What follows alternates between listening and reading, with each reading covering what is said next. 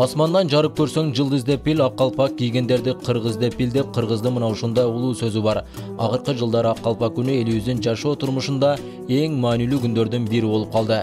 5 март калпак күнү республиканын булуң бурчунда белгиленди. Бул майрам Жалал Абад облусунда да шаңдуу уюштурулуп, жөө жүрүштөр менен орун алды.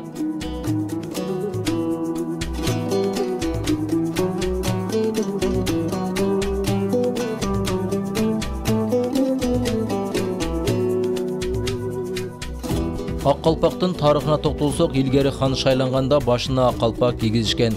Бул анын акылы тунук, элине ак эмгек кылсын дегенди түшүндүргөн. Калпактын төбөсүндө кайчылашып турган 4 сызык анын 4 курагын бириктирип турат жана күндүн, жашоонун символу деп эсептелет. Бул баш кийимдин 4 талаага бычылышында кыргыздардын сандык касиети каралган. Анткени 4 деген сан байыртадан көчмөн кыргыздарда өзгөчө мааниге ээ болгон. Аалам 4 тараптан: түндүк, түштүк, батыш, чыгыш, мезгил 4кө, жаз, жай, күз, кыш. Мындай сандык касиет калпакта атайын жасалган дешет. Кыргыз эли байыртадан көчмөн калк катарында ушул бүгүнкү күнгө чейин өзүнүн аздектеген баш кийими ак калпагыбызды бүгүнкү муунга мурас кылып алып келди да. Биздин мамлекетибизде калпак күнү мындай расмий эмес 10 жылдан ашуун белгилеп келатат. Ал эми расмий белгилениши бир 2016 жылдан бери болуп калды. Албетте мунун мааниси чоң. Байыркы мезгилден бери эле ушул мындай калпак баш кийимибиз белгилүү болуп келген. Анан мына ушул Борбордук Азиядагы элдердин арасында эң байыркы эл катары биз ушул улуттук баш кийимибизди мына бүгүнкү күнгө чейин ардактап, аздектеп келдик. Баш кийимдин айланасында анын улуулугу жөнүндө, анын аздектелүүсү жөнүндө биздин элде көп айтылат. Балдарга ушул кичинесинен баштап тарбия берилет.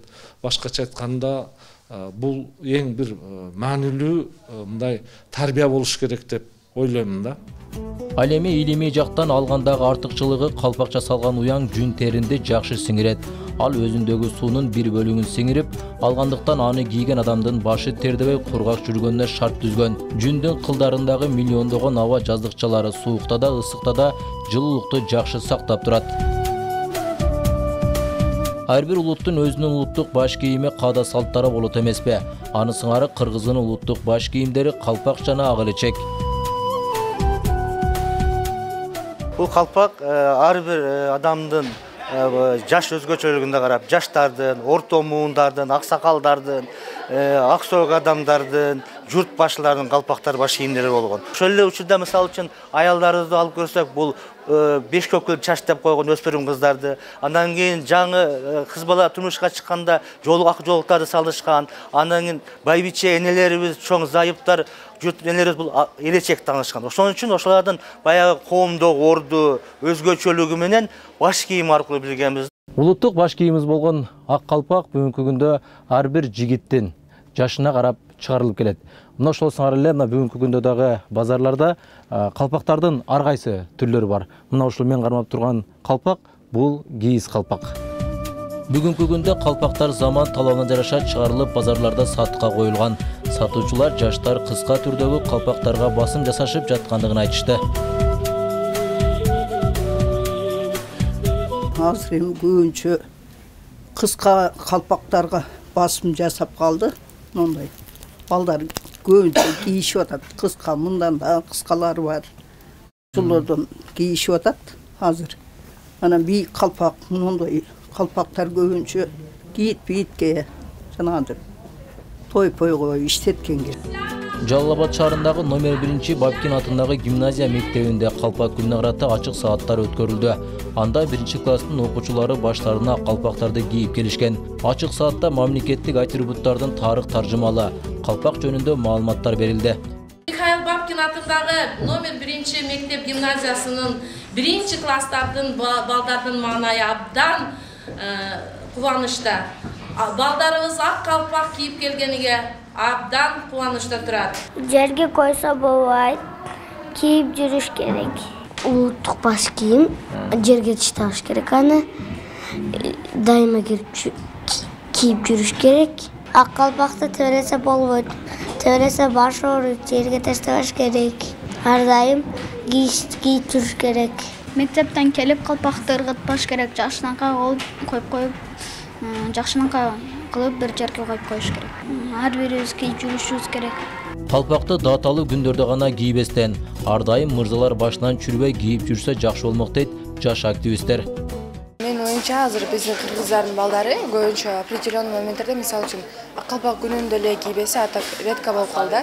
Тилекке каршы азыркы учурда өтө эле аз көрдүк. Мисалы үчүн повседневный күндө кыргыздардын балдары калпак кийгенин редко көрсө болот, мындайча айтканда көрбөйбүз эле да. Негизи биз кыргыз болгондон кийин кыргыз калпактарын кийип, өнүктүрүп, жаңы стилге кошуп, өнүктүрсөк болот болчу. Ар бир эле кыргыз болгондон кийин ар бирибиздин башыбызда не только 5 март, ар бир күнүбүздө бир ак калпак менен сыймыгы танып кийип жүрүшүбүз керек да негизичи. Бул мисалы үчүн ата бабаларыбыз мурунтадан кийип келген бизге неме да? Буну башыбыздан чүрбөй ыйык тутуп кийип жүрүш ар бир эркек үчүн, мен кыргыздын патриот жигитимин деген үчүн бул милдет деп эсептейм. Жаштардын баарына эмне демекпиз? Баарыбыз калпак кийели. Бул биздин улутубуздун сыймыгы, ата бабабыздан калган бизге мурас. Бул калпак кыргыз экенин билдирип турган эң жогорку бир символика да. Кийип жүрүшүбүз керек. Ошондой эле ден соолугубузга дагы жакшы нерсе. Эскерте кетсек, 5 март ак калпак күнү деп 2011-жылы жарыяланган. Анын негиздөөчүсү Рысбек Жабиров. Бул күн 2016-жылдан тартып Кыргызстандын аймактарында жана чет өлкөдө мекендештерибиз тарабынан белгиленип келет.